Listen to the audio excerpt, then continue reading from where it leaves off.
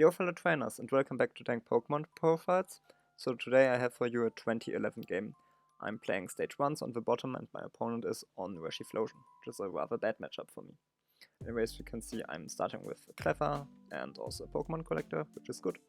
Also finding the Zorua, which are really important as Zoroark with Foul Play is basically the only way I have to one-shot the Reshiramps, which are going to be otherwise really hard to deal with. You see my opponent also started with Clever and also a Pokemon Collector. As we saw, as we are playing 2011, there are no restrictions going first, which is kind of bonkers, but yeah, that was a thing. You see my opponent plays down everything, has a full bench, and also uses Eek, and we both flipped heads, so yeah, we are not immune from damage. Anyways, you can see I'm evolving into my Yanmega now. Yanmega is kind of cool because with Insight you can attack for free if you have the same amount of cards in your hand, which is like really cool. It's not the greatest in this matchup, but I can KO the Clevers. Besides that, it tends to be better to attack with the Donphans and with the Zoroarks. You can see I attach an energy to a Fampi, and then I'm just taking a quick knockout, which is important. I just want to find more prizes and also probably slowing down my opponent's setup. My opponent cannot use Clevers anymore. Okay, we see my opponent promotes Reshiram. I can spoil you a bit in this game. It takes a really long time until my opponent is being able to find rare candies to evolve more quickly into the Typhlosions, which really slows you down, as you need the Typhlosions to quickly attach energies to your Reshiramps. Okay, my opponent finds two Ninetales here and is able to set up more with Roast Reveal, discarding more fire energies, which is useful for your Typhlosions. But yeah, no rare candies, and also no Krilavas, and only being able to hit me for 20 with Outrage. It's not that insane. Yeah. So yeah, I have a Pokemon communication. Most likely I'll look for Zoroark, and there we have it. With that I can take a knockout on the Reshiram, which is good. Also playing now Professor Oak's new theory.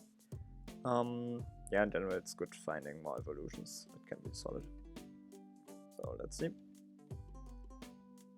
And there I find a Donphan, which is good. I actually find two Donphans, so that does help.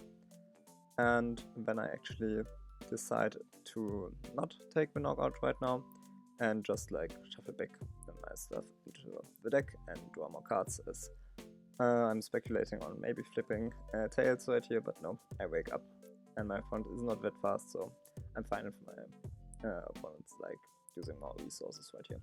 Okay, my opponent finds right here a Collector, still no rare candy as we can see, but my opponent I think, yeah, is able to find more cards here, and there's the Pokemon communication, letting you find Quilava, so if you find now a Typhlosion you can actually use Afterburner on the next turn. That is a double Tails, which is really rough. Could be nice because you could have then killed my Zoroark, and then it gets really hard for me right here in this position, but I got lucky here. Double Tails is really unfortunate.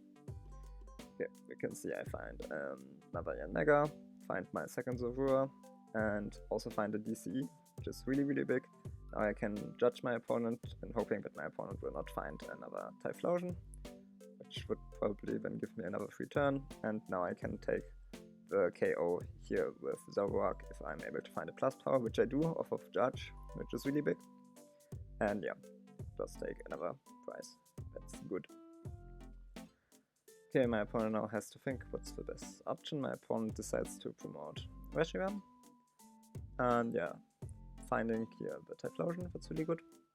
Playing, okay, the Juniper, and probably looking for like rare candy Typhlosion and then taking the KO. But yeah, that doesn't happen. My opponent decides to just attach an energy to the one on the bench, no energy from the hand, so just in general whiffing energies, that's really rough. And it comes even worse because with the Pokemon reversal I now hit Tails, heads, and can take right here the knockout. So if my opponent doesn't find anything more, it's really rough.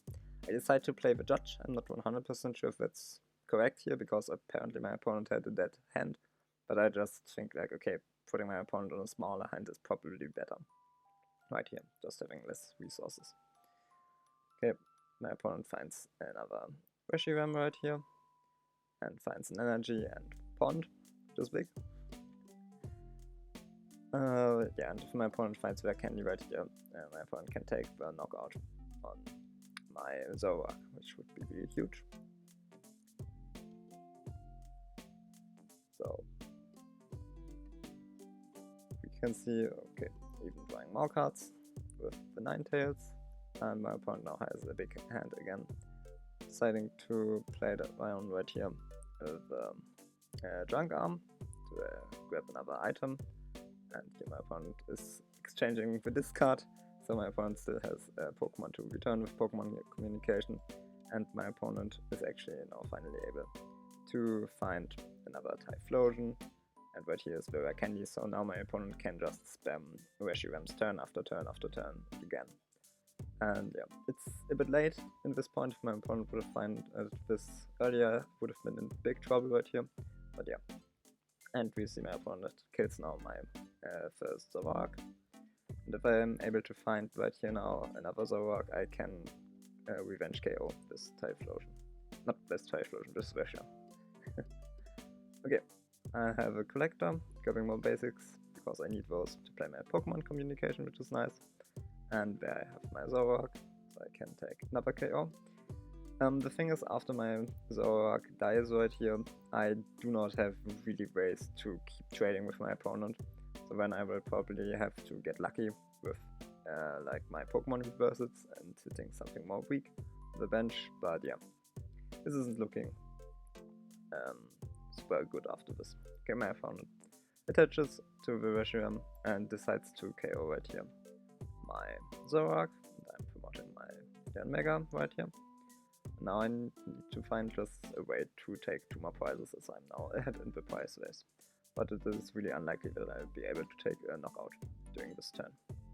Okay, you can see I evolve into my third Donphan, and there I am playing a pond. One possibility I have to still apply much damage is with my Donphan, as with heavy impact I'm hitting for 90, which would still be solid.